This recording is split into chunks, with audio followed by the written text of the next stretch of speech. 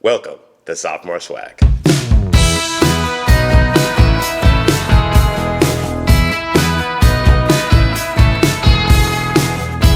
Hello, and welcome back to another episode of Sophomore Swag. I'm Joey Troxel. Today I'm going to tell you about the year in review of my first year of teaching. So the 2022-2023 school year was technically my first year as a teacher. The year before that, I was a substitute for sixth grade math. It was horrible. And this past year and this coming year, it's my permanent position of high school computer science teacher.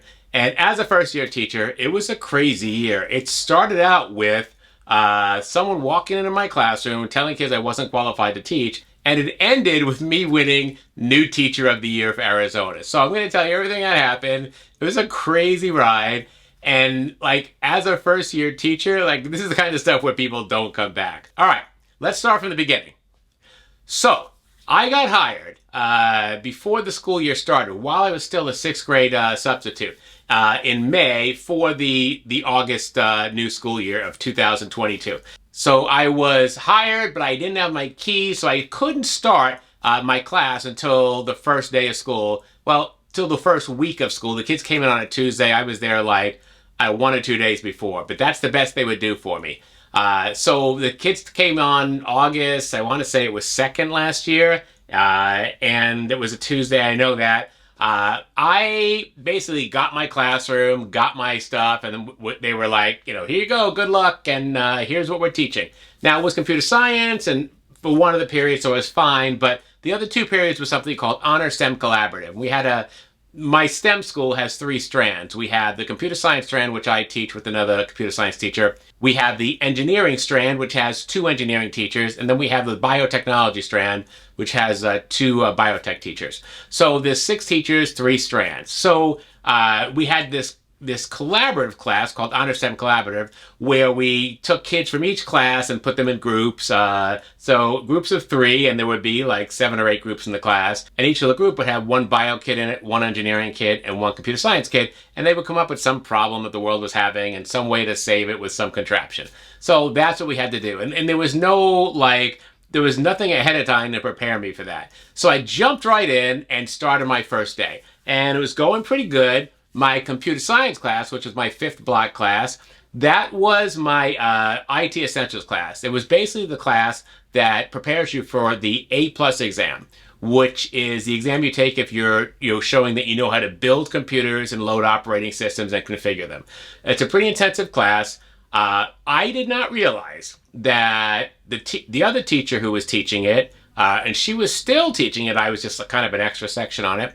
She was dual certified through one of the local colleges. She means that her class was a college class also. That was never relayed to me. I don't even have a degree, a 4-year degree. I'm teaching with a CTE certificate, which they give out to people who have industry experience, like auto mechanics and nursing and culinary and all that. I will be done with my degree here in the next, by September 30th, but that's besides the point. So, a counselor came into my office to talk about dual enrollment class, on the 2nd or 3rd day of class, and told the kids, hey, Mr. Troxel here isn't qualified for dual enrollment with the local college, but the other teacher upstairs is, so if dual enrollment's you're a concern of yours, which it was to everyone, then you'll need to talk to us about transferring you to the other class. And he said this while I was standing there in my class. And so he basically told the kids, this guy's not qualified to teach you. And I didn't know what to say. I'm supposed to be modeling the behavior I want to see in the kids, so I didn't say anything. And I just finished the class. But after that, I went and told my supervisor what happened. I said that was inappropriate. And now I've literally got 5, 6, 7, 8, 9 parents emailing me saying they want to switch my kids to the other class. I was like, oh my gosh, what do I do? What's going on? I was so upset. So that's how my year started. What I did was, they told me, my supervisor told me, listen, when we hired you, we didn't tell you about this. This isn't your problem. Don't worry about it. And I was like, this is my problem. If this is a dual enrollment class, I need to be a dual enrollment instructor. And we looked at what was required and all that. And we were just like, well, it's never going to happen. Don't bother. So I went home feeling really sad about myself. And then I looked at the requirements, and you needed to have like a college degree, which of course I didn't have, or verifiable hours in the industry, like 7,000 verifiable hours. And that amounted to, I don't know, 5 or 6 or 7 years in the computer technology industry, which I had. I was an engineer for 15 years. So what I did was I said, okay, listen, let's hold everything. I'm going to get this. And they were like, you don't have to do this. I said, yes, I do. This guy came into my class and told my kids I wasn't qualified. I told my kids, listen, 2 of you have left already. Tell your parents, just give me a week, please. And I promise you, I'll give you an update. Just give me a week. And they agreed because they didn't want to leave my class. So I called the college and I said, look, I can get all this, I can get these hours of verification. If I get you that, even without the degree, it looks like that I should be able to have my class be a college class also. And they were like, that's what it looks like. I said, great. So I contacted my old employers from 25 years ago. Oh my gosh. Luckily, I'm still on good terms with all those people I used to work for.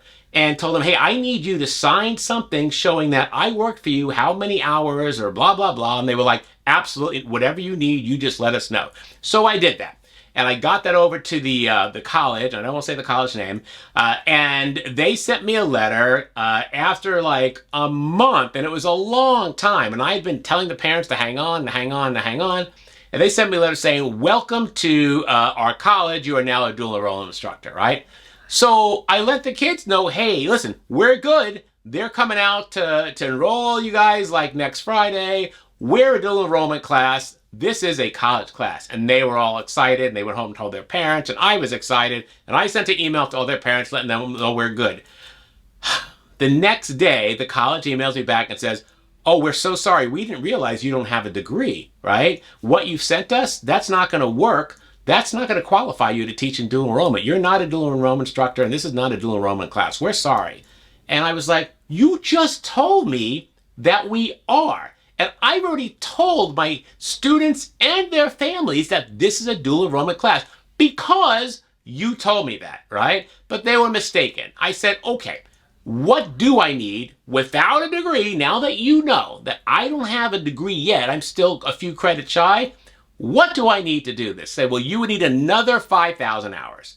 And I was like, is that it? Is that all I need? Are you sure? And they're like, yes, that's it. And I said, great. So I contacted another employer and said, listen, can you verify that I worked for you during... Now, keep in mind, like some of these companies I call and they're like, that was 20 years ago. No one that worked with you or even worked here is still here.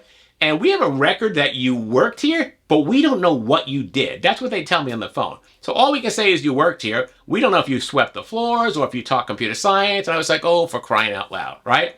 So I did manage to get one of my very first employers, and I got him to go, hey, listen, he worked for me. This is where we started out, blah, blah, blah. So I sent that to the college, and a week later, they said, you're good. Welcome to dual enrollment. And I was dual enrollment certified, and my classes were dual enrollments. The kids never knew about the second part of it, but oh my gosh, it was so stressful. I was just freaked out. One, that it happened right in front of the kids, that guy said that in front of the kids. Two, that I had already told them now that we were all good, and we were no longer good. That was not the way that you want to start off your first year of teaching. The next thing was, I had 2 classes in one classroom. My last block in the second semester was Intro to Networking and Networking 1 and 2.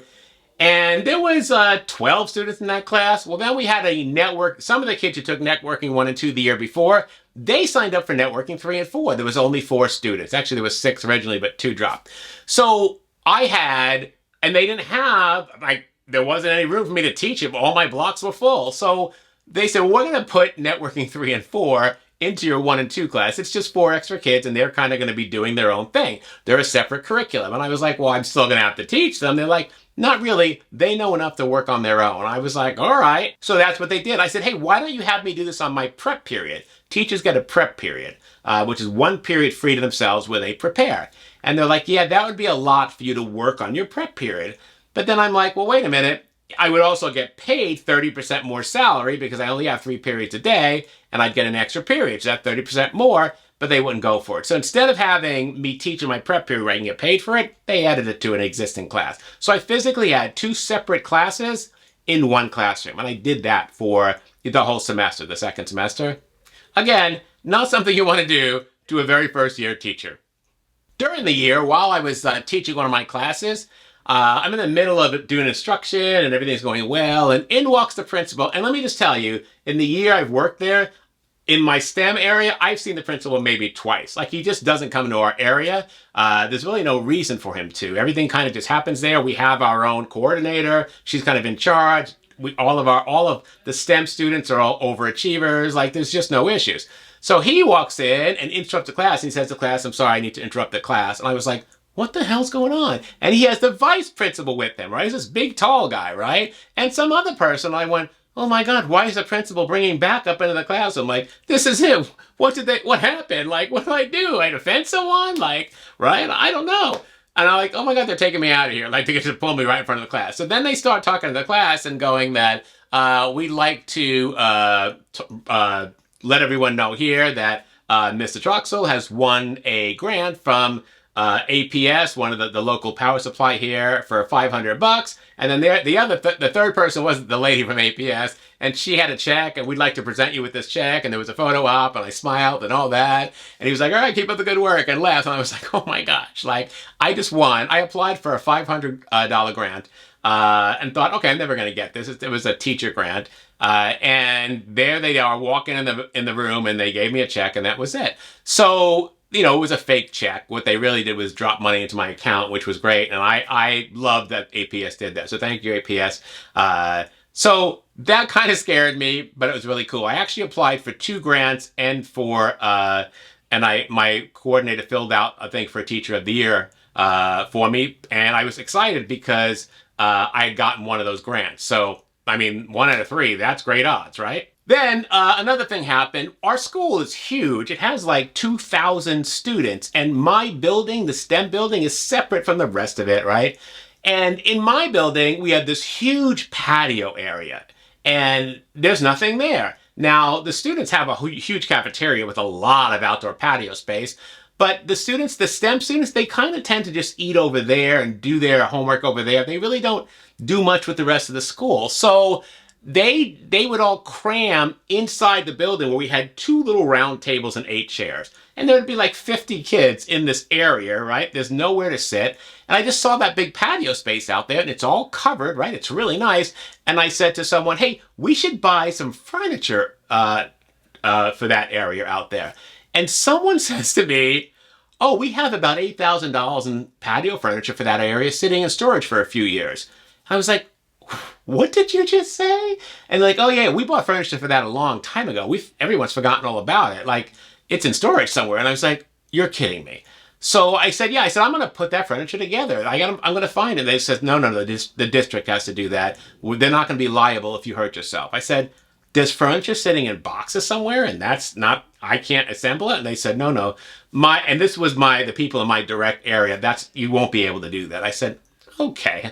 So I immediately went to my desk and emailed the principal. I said, look, I've got this DIY channel that has, a bunch of subscribers, and I've done everything from running plumbing in my own home to instructing gazebos to installing an entire kitchen, right? I want those tables, and I want to install it. And I don't want to hear about the red tape. My students need somewhere to sit, and it's not fair to them to cram into some corner because we can't put those tables together. I don't want to hear about the red tape. I want to know when I can put those tables together. So he emailed me back and goes, all right, I like what you're talking about here. Don't do anything yet. We have this special thing coming up, and I'm going to make an announcement about it tomorrow, and I think that would be perfect for you. I was like, well, what's he talking about? So the next day, they do an announcement, and this was in November, and they talked about how this Saturday coming up was Love Our Schools Day. It was some national day where you show up on a Saturday and you help your school, like, do like landscaping and all that stuff because, public schools can't pay for all this stuff. So the kids come and they work in the school for the day, right? Just kind of a volunteer, and you get volunteer hours. And in that, there was a list of who's doing what, and there was Mr. Troxel with his team building furniture. And I was like, okay, I guess I'm working on Saturday, so I need to get some kids together. So I did that, and I got a bunch of students together, and I said, I'm going to buy bagels and cream cheese and waters and orange juice. Who wants to come and help me? And I had this crew of kids show up. I don't know, 14, 15, maybe 20. And they assembled all of this furniture. And now we have a huge patio area that we've always had, but this time it's loaded with tables and places to sit. And it just looks so much better, and it really changed the way we use the space. It really added a lot to the life of the students over in our STEM area. Again, like, here's something I'm having to argue with people about just to, get a place for the students to sit. Again, I don't know if this is something you do to a first-year teacher, right? I mean, do you not want them to come back next year? I don't know. For the second semester of class, I was teaching networking, that networking class, Intro to Networking, Networking 1, 2, and then Networking 3, 4. And that involved network theory, but it also involved physically setting up routers, switches, hubs, using equipment, patch panels, servers, and all that. And we had none of that. So I used that money from the grant I had, plus I used some money from the parent group. The parent group donated about $400 plus the $500. And I went on eBay and I bought Cisco routers, old Cisco switches, Catalyst switches. The Cisco routers I bought were some of the ones I had actually used 20 years ago in the field, right? So, but none of that's really changed. I brought patch panels. I brought like server racks. I brought all this stuff on eBay. Spent about $800, but had all of it reimbursed through either the parent group or with that grant I had. And I brought all this equipment into the classroom, and my students built from scratch a computer networking lab with all the hardware. And they not only, set up the computers, but they set up the routers and switches. And that wasn't easy because some of those switches and routers were so old. They needed to be updated. They needed parts for me to buy. They needed all of this stuff. All of the things that you don't get lessons on when you're doing like simulations, you had to make work. And let me just tell you, they absolutely loved it. So I had this amazing computer lab with 12 workstations, 4 different router switches, patch panel areas to simulate 4 different locations across the country or whatever. And we, configured all of that. And it was so good. The kids who took that certification on the exam, who really paid attention and really wanted to be part of this, they blew right through that exam like it was nothing. All of my students did really well on it. Right around that time, just as we were finishing up the networking lab and all that, I had got notified that I was selected as the new CTE Teacher of the Year for Arizona by ACTE. So what that means is, out of all of the new teachers that teach career and technology education, so computer science, engineering, nursing, culinary, automotive, carpentry, all of those career and technical trades, out of all of those, there was one new CTE teacher, and that was me. And one of the things they did is they looked at my submission letter. My coordinator thought it would be a good idea to put me in for this award. So she's like, well, why don't you write down everything that you've done this year so I can tell them, here's what he's done. So I did that, and I wrote it out as best I can. I'm pretty good at writing. And then I sent it to her, and then she sent back to me what she was sending, and I was like, oh man, this is good. Like, she just had a way of saying all of the things I said, but really with class and, imagination. So I was like, holy smoke, this is really well written. Like, it's my stuff, what I did, but like just having someone else look at it and make some changes made all the difference. So she sent that in, but literally I never thought about it again, because I was up against every single strand, right, of career and technology education. Computer science never wins this, right? It's always like some construction thing or whatever. So right about that time, when we're doing the networking lab and all that, I get an email saying you've been selected as the new teacher of the year. And I wrote them back and I was like, are you sure it's me? Like, check the name again. And they're like, we're sure it's you. You're going to get an award and we're going to honor you and blah, blah, blah, blah, blah. And I was like, holy shit.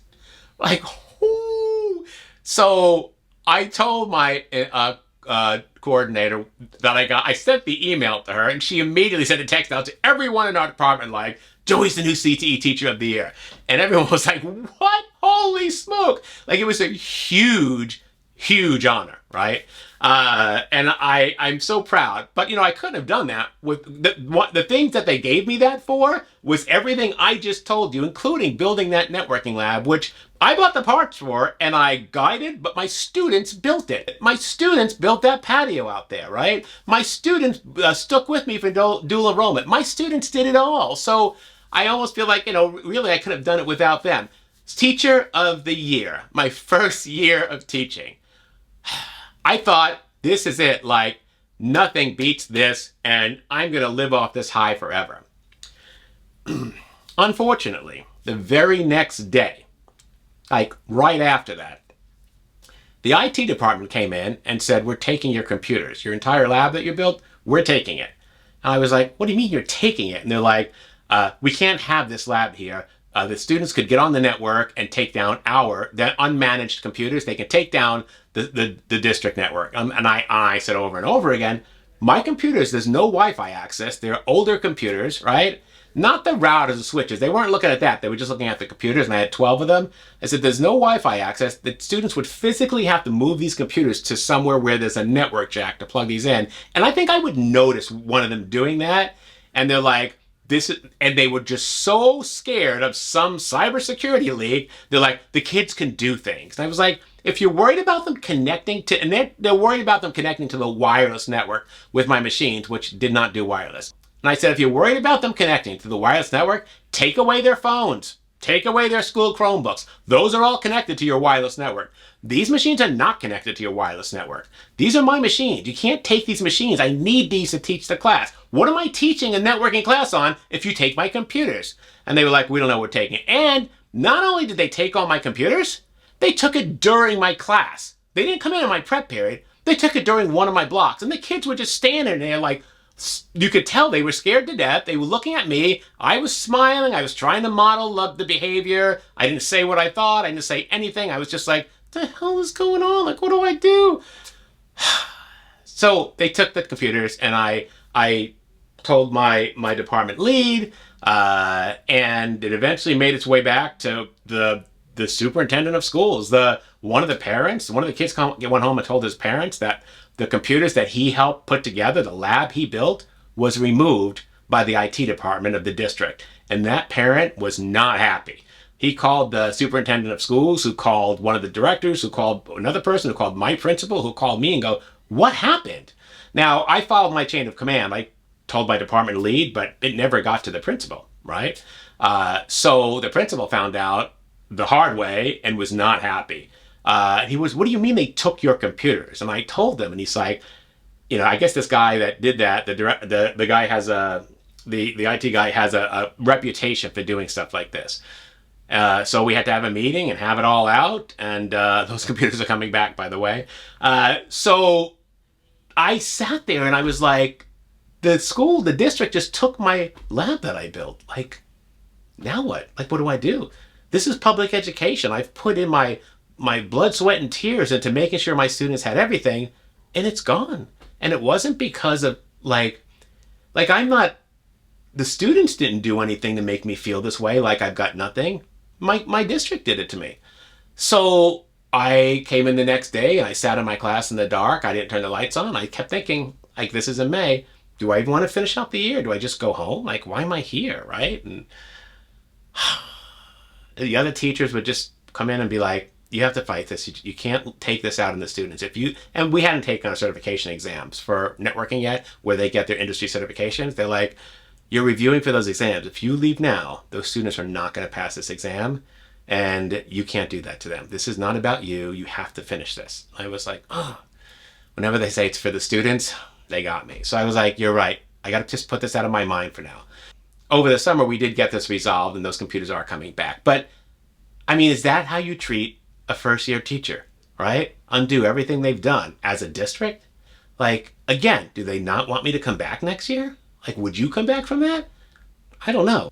After that, school ended, right? So school ended May 28th, and then June came along, and throughout the year, my students in Skills USA, which is a student-run leadership organization that goes hand in hand with the CTE classes, they had been competing. And in And in January, they went to regionals, and I had a bunch of students win. And in April, they went to state, and I had 12 students win 15 gold medals at state. So in June, it was the nationals for Skills USA in Atlanta. So during my school vacation, like my summer vacation, I took 12 students to Atlanta with one other advisor, a female advisor. So there was a male and a female for the boys and the girls. And we competed in Atlanta for a week, right? During all our summer vacation. And it was amazing. We had an amazing time. One of my girls placed 8th in the country for extemporaneous speaking. It's the speaking where they give you a card and say, this is your topic. You have 5 minutes to prepare a speech, for it or against it. You're like, I mean, I would just be like a wreck. I would be like, I'm out, right? And she was like, oh, okay, I got it, right? And this is what she does. So I was so proud of my students for going through this all year long and then going with me and representing our school in June. It was quite an honor. And something that I didn't see myself doing on my summer vacation, but I mean, I had 12 winners. It's more than we ever had in the school's history of Skills USA. So it was quite a proud moment for me and the other skills advisors, and I loved every minute of it. All right, so that was my first year as a new teacher. Did I come back? I did. We're about to start the second year, and I'm going to start having videos uploading. It'll be a classroom setup, the first day of school, like all that stuff is coming. But I wanted to do my year in review of my first year, just to let you know what I went through. When I look back on all of that stuff, I can't believe anybody else would have just said, I'm not coming back. We had teachers that didn't come back after their first year this year. They started with me. They're not here. I'm the only one left. And if it wasn't for my students, I wouldn't have come back. But I absolutely love the opportunity to be part of the lives of teenagers, especially those who are in STEM and they're overachievers and they want to learn, they want to absorb. When I taught 6th grade, it was not the same. 6th grade math, no one wanted to be in 6th grade math. It was a nightmare being there with them. They hated everything to do with it. STEM's a little different, right? It's an elective. The kids want to be there. They want the knowledge. And the high school age is so much easier for me because they're reasonable, right? They're fun to chit chat with. They've kind of settled in that they're almost grown-ups now and they're not going through changes. I mean, they are, but not the way middle school is. All right. That's our video for today. My year in review. Hit that like button. Show us some love.